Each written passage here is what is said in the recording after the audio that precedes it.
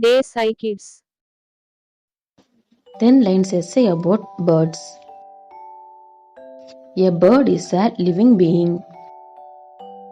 It needs air, food, and water to live. It has lungs to breathe. It has wings and feathers that allows them to fly. It has a beak which helps to eat seeds, plants, and hunt small insects. Beaks are called as bat's mouth.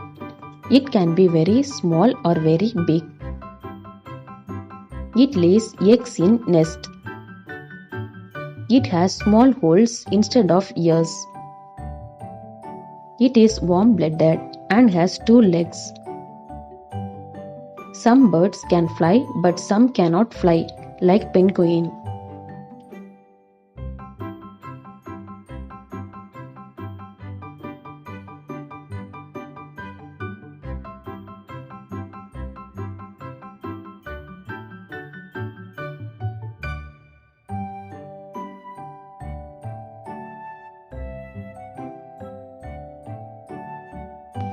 Thanks for watching this video. If you like this video, please like, share and subscribe my channel. Thank you.